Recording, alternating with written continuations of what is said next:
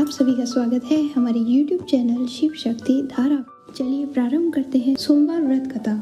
एक साहूकार बहुत धनवान था। उसको धन आदि किसी बात की कोई कमी नहीं थी, परंतु पुत्र न होने के कारण वह अत्यंत दुखी था। वह इसी चिंता में रात दिन रहता था और इसलिए वह पुत्र की कामना के लिए प्रति सोमवार शिव जी का व्रत और पूजन किया करता था। सायंकाल को शिव जी के मंदिर में जाकर दीपक जलाया करता था। उसके इस भक्ति भाव को देखकर एक समय श्री पार्वती जी ने शिवजी महाराज से कहा, हे महाराज, यह साहूकार आपका अनन्य भक्त है और सदैव आपका व्रत और पूजन बड़ी श्रद्धा से करता है। अंततः इसकी मनोकामना पूर्ण करनी चाहिए। शिवजी ने कहा कि पार्वती जी, यह संसार कर्म क्षेत्र है। जैसा किसान खेत में जैसा बीज बोता है वैसा ही फल काटता है, उसी तरह इस संसार में जैसा कर्म करते हैं वैसा ही फल भोगते हैं। पार्वती जी ने कहा कि महाराज, जब यह आपका ऐसा भक्त है और यदि इसको किसी प्रकार का दुख है तो उसको अवश्य दूर करना चाहिए, क्योंकि आप तो सदैव अपने भक्तों पर दया करते हैं, उनके दुखों को दूर करते हैं। यदि आप ऐसा नहीं करेंगे तो मनुष्य क्यों कर आपकी सेवा व्रत पूजन करेंगे। पार्वती जी का ऐसा आग्रह कर देख शिवजी महाराज प्रसन्न होकर कहने लगे, हे पार्वती, इसके कोई पुत्र नहीं है। इसी पुत्र की चिंता में बहुत दुखी रहता है। इसके भाग्य में पुत्र न होने पर भी मैं इसको पुत्र प्राप्ति का वर देता हूँ, परंतु वह पुत्र केवल 12 वर्ष तक ही जीवित रहेगा। इसके पश्चात वह मृत्यु को प्राप्त होगा। इससे अधिक मैं कुछ और इसके लिए नहीं कर सकता। यह सब बात साहूकार सुन रहा था। इससे उसको न कुछ प्रसन्नता हुई न कुछ दुख हुआ। वह पूर्व व्रत वैसे ही शिवजी महाराज का सोमवार का व्रत और पूजन करता रहा। उस समय व्यतीत हो जाने पर साहूकार की स्त्री गर्भवती हुई और 10वें महीने उसके गर्भ से अति सुंदर पुत्र की प्राप्ति हुई। साहूकार के घर में बहुत खुशियां मनाई गई, परंतु साहूकार ने केवल 12 वर्ष की आयु जानकर अधिक प्रसन्नता प्रकट न की, न किसी को भेद बताया। जब वह 9 वर्ष का हो गया, उस बालक की माता ने उसके पिता से उसके विवाह आदि के लिए कहा, परंतु वह साहूकार अभी कहने लगा, मैं अभी इसका विवाह नहीं करूंगा और काशी जी पढ़ने के लिए भेजूंगा। फिर उस साहूकार ने अपने साले अर्थात बालक के मामा को बुलाया और उसको बहुत सा धन देकर कहा, तुम इस बालक को काशी जी पढ़ने ले जाओ। रास्ते में जिस जगह भी जाओ वह यज्ञ करते, दान देते, ब्राह्मण को भोजन कराते जाओ। इस प्रकार वे दोनों मामा भांजे सब जगह यज्ञ करते, ब्राह्मण को भोजन कराते जा रहे थे।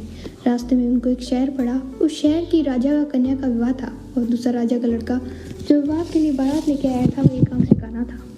लड़के के पिता को इस बात की बड़ी चिंता थी कि कहीं वर को देख कन्या के माता पिता विवाह में किसी प्रकार की अड़चन पैदा न कर दें। इस कारण जब उसने अति सुंदर सेठ की लड़की को देखा तो मन में विचार किया कि क्यों न दरवाजे के समय पर इस लड़के से वर का काम ले लिया जाए। ऐसा विचार कर राजा ने उस लड़के और उसके मामा से कहा तो वे राजी हो गए। साहूकार के लड़के को स्नान आदि करा, वर के कपड़े पहना, घोड़ी पर चढ़ा, दरवाजे पर ले गए। बड़ी शांति सब कार्य हो गए। अब वर के पिता ने सोचा, यदि विवाह का कार्य भी इस लड़के से करा दिया जाए तो क्या बुराई है।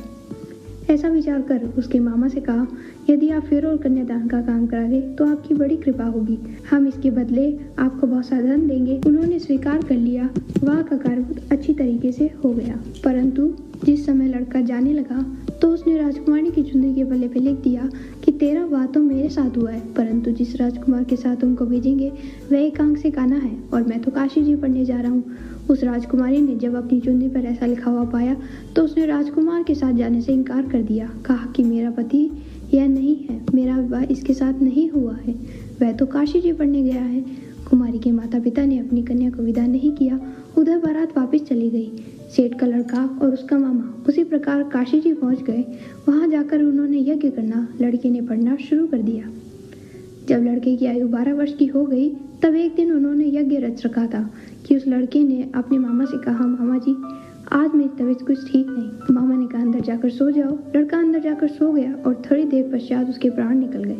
जब उसके मामा ने आकर देखा तो वह मुर्दा पड़ा था, तो उसको उस बात का बड़ा दुख हुआ और उसने सोचा, यदि मैं अभी रोना पीटना मचा दूंगा तो यज्ञ कार्य अधूरा रह जाएगा।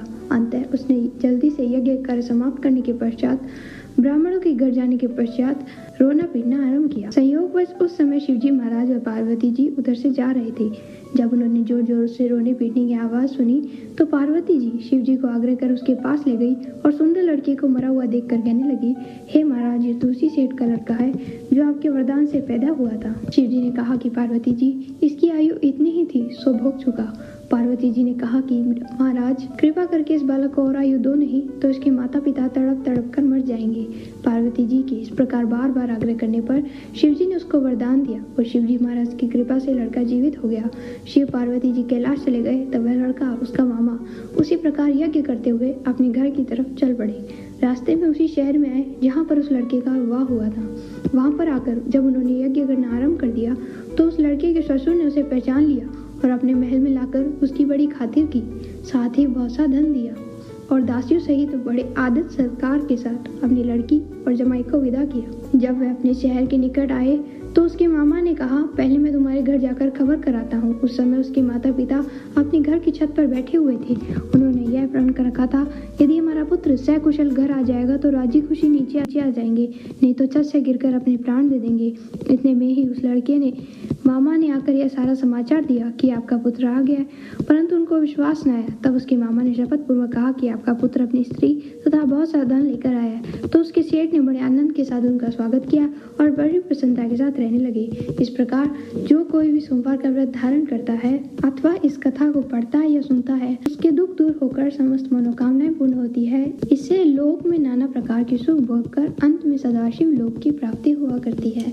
ओम नमः शिवाय।